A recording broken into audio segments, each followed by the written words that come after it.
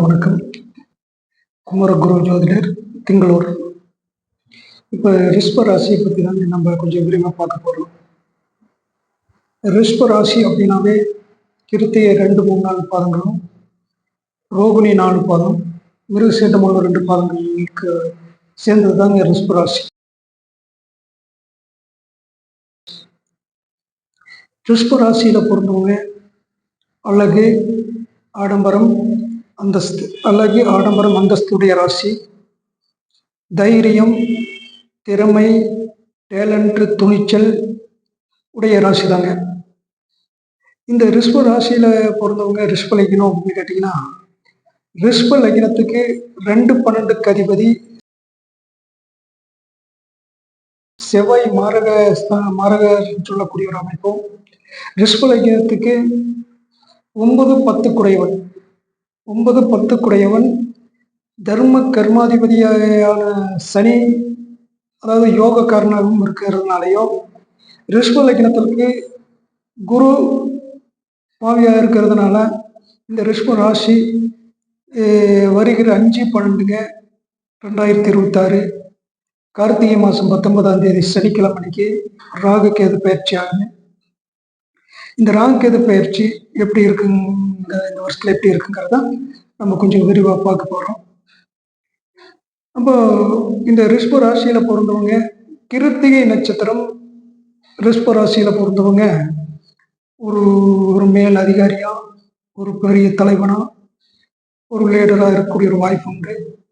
பொதுவாக இந்த ரிஷப ராசிக்காரங்களுக்கு வெளிநாட்டு பயணம், வெளியூர் பிரயாணம், கொஞ்சம் டிராவல் பண்ணக்கூடிய ஒரு தொழில் இல்லாமல் இருக்க வாய்ப்பு உண்டு. அதே மாதிரி இந்த ரோகிணி நட்சத்திரம் 4ஆம் பாதம் ரிஷப ராசி, ரோகிணி நட்சத்திரம் ரிஷப ராசியில பிறந்தவங்க ரோகிணியில் அவதரித்தது கிருஷ்ணர் அவதரித்த நட்சத்திரம் ரோகிணி. ரோகிணி நட்சத்திரத்திலையும் ரிஷப ராசியில் கிருஷ்ணர் அவதரித்தார் சொல்லுவாங்க. அப்ப இந்த ராசியில ஜென்மமானதுனால கிருஷ்ணருடைய தாய் மாமன் சொல்லக்கூடிய கம்சன் இறந்ததுனால மொத்தத்துல ரோகிணி நட்சத்திரம் ரிஷப ராசியில பிறந்தா தாய் மாமனுக்கு நல்லா இல்லை அப்படின்னு சொல்லக்கூடிய ஒரு அமைப்பு. தாய் மாமனுக்கு, அதாவது உடல் ரீதியா, தொழில் ரீதியா ஏதாவது ஒரு ப்ராப்ளங்கள், தொந்தரவுகள் இதெல்லாம் கொடுக்கக்கூடிய ஒரு வாய்ப்பு உண்டு. ரோகிணி நட்சத்திரம் ரிஷப ராசியில பிறந்தவங்க அழகுடையவங்க, ஒளி பொருந்திய கண்களும், நல்ல ஸ்மார்ட்டா, நல்ல சுறுசுறுப்பா, நல்ல திறமையா இருக்கிறவங்களும் இந்த ராசி தான். அப்போ இந்த ரோகிணி நட்சத்திரம் மிருகசீரிட நட்சத்திரத்துல பிறந்தவங்க பார்க்கும்போது அந்த பூமி, பூர்வீக பூமி, அதாவது பாட்டனார் சொத்து, இதுலேயுமே பல ஏகப்பட்ட தொந்தரவுகள், பிரச்சனைகள், பூமி பூர்வீக கோர்ட்டு கேஸ் பிரச்சனைகள் இதெல்லாம் வந்தாலுமே அது ராகு கேதுக்கு பயிற்சிக்கு அப்புறம் தான் எல்லாமே ஒரு கரெக்டாக வரும். அதாவது ஒரு பைசல் ஆகிறதுக்கு வாய்ப்பு. ராகு கேது கும்ப ராசியிலிருந்து வருகிற 5/12/2026 கார்த்திகை மாதம் 19ஆம் தேதி சுத்த திருக்கணித வாசம் பஞ்சாங்க பிரகாரம், அதாவது மகர ராசிக்கு பயிற்சி ஆகும். அதே மாதிரி கேது பகவான் வருகிற 5/12/2026 கார்த்திகை 19ஆம் தேதி கடக ராசிக்கு பயிற்சி ஆகும். அப்போ இந்த ராகு கேது பயிற்சியில இந்த ரிஷப ராசிக்காரங்களுக்கு இந்த வருஷத்துல திடீர் பண வரவும், திடீர் முன்னேற்றங்களும், தொழில்துறையில ஒரு இம்ப்ரூவ்மெண்ட், ஒரு வளர்ச்சியை கொடுக்குற வாய்ப்பு ஜாதகத்துல உண்டு.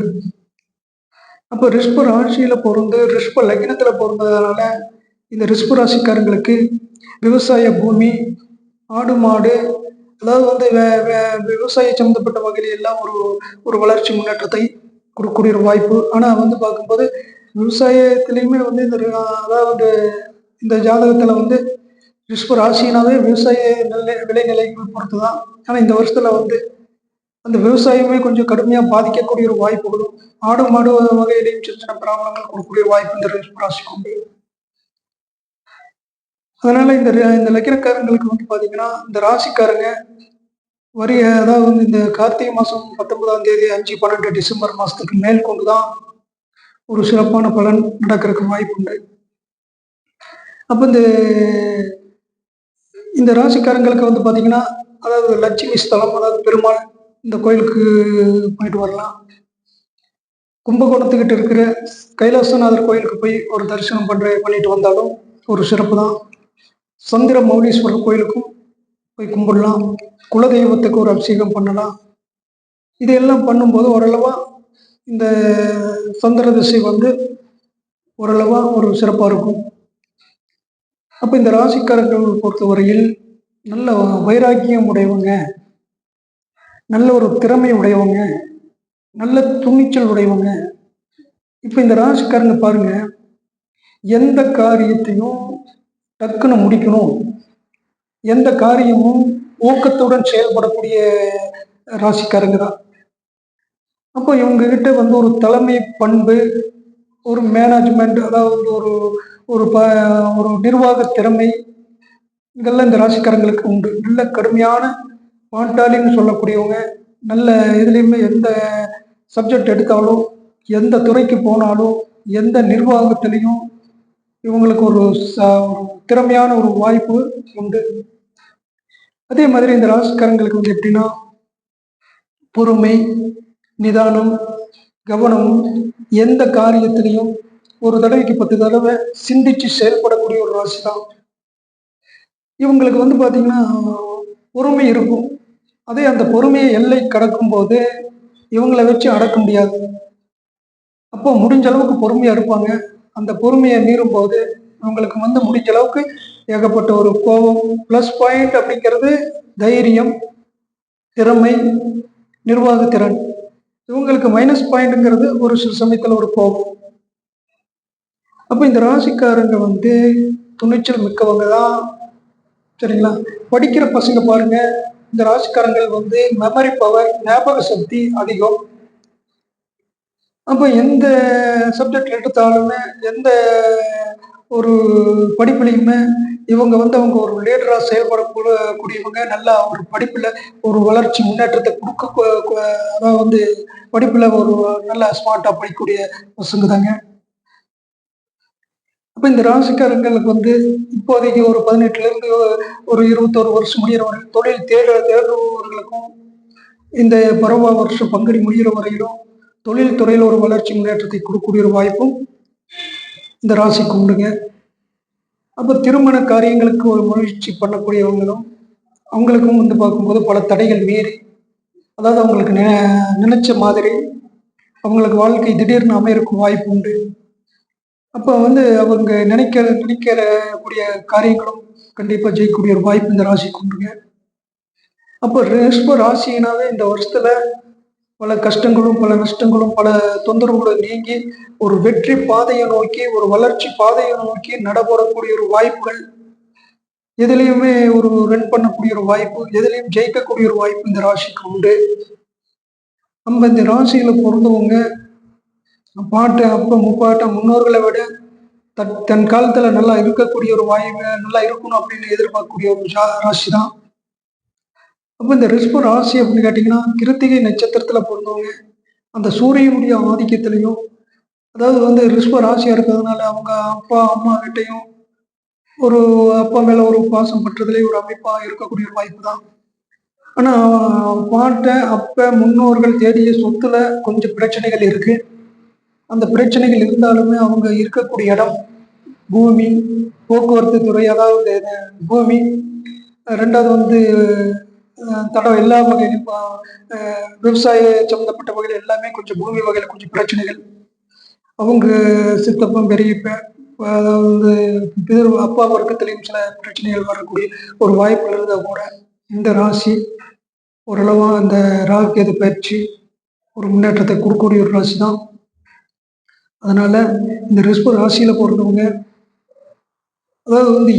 அதாவது பேசக்கூடிய பேச்சுமே பார்த்தீங்கன்னா ஒரு சாமர்த்தியமா, ஒரு இனிமையா, அந்த பேச்சுல ஒரு ஒரு கலைநயம், ஒரு பேச்சுல ஒரு இனிமை நிறைந்துதான் ஒரு ஒரு கவர்ச்சி. அப்படி அதாவது இந்த ராசிக்காரங்க அப்படின்னா அடுத்தவங்களை கவர் பண்ற அளவுக்கு நல்லா பேசக்கூடிய ஒரு அமைப்பு இந்த ராசிக்கு உண்டு. அப்போ இந்த ராசிக்காரங்களுக்கு பார்க்கும்போது, அதாவது சந்திரன் கோயில், அப்போ இவங்களுக்கு பார்க்கும்போது அம்மன், மாரியம்மன், பார்வதி, சிவன், பார்வதி, அந்த கோயிலுக்கு, அம்மன் கோயிலுக்கு போய் ஒரு தரிசனம் பண்ணலாம். இவங்களுக்கு வந்து பார்க்கும்போது அதாவது வந்து சந்திர ரிஷபராசிக்காரங்களுக்கு வந்து முத்து பவளம் அப்படிங்கிற மாதிரி ஒரு மோதிரங்கள் வந்து செஞ்சு முத்து வைரம் அப்படிங்கிற மாதிரி ஒரு இது செஞ்சு போட்டாலும் ஒரு வரவா சிறப்பாக இருக்கும். அப்போ இந்த ராசிக்காரங்களுக்கு வந்து பார்க்கும்போது அதாவது 9, 10 குடையவன் கர்மாதிபதியான சனி யோகக்காரனாக இருக்கிறதுனால இவங்களுக்கு ஆராய்ச்சி துறையில் அதாவது ஆய்வு சரிங்களா, அதாவது பார்த்தீங்கன்னா ஒரு ஆராய்ச்சி இரும்பு லைனில் ஒரு ஆராய்ச்சி சம்மந்தப்பட்ட படிப்புகள், ஒரு மெக்கானிக்கல் மிஷினரி சம்மந்தப்பட்ட வகையிலும் இந்த படிப்புல எல்லாம் இவங்களுக்கு படிக்கலாம். 2வது போக்குவரத்து துறை, ரயில்வே துறை, வெளிநாட்டு பயணம் இதெல்லாம் வந்து மேற்கொள்ளலாம். அப்போ ரிஷபங்கிறது ஒரு சிறப்பான ஒரு ராசி. ரிஷப ராசியில் பிறந்தவங்க எதையுமே ஒரு காரியத்தில் பாடுபட்டு அதாவது வெற்றி பயணங்கள் மேற்கொள்ளக்கூடிய ஒரு ராசி தான். இப்போ வெற்றியாக ஒரு ஒரு சிறப்பாக இருக்கக்கூடிய ராசி.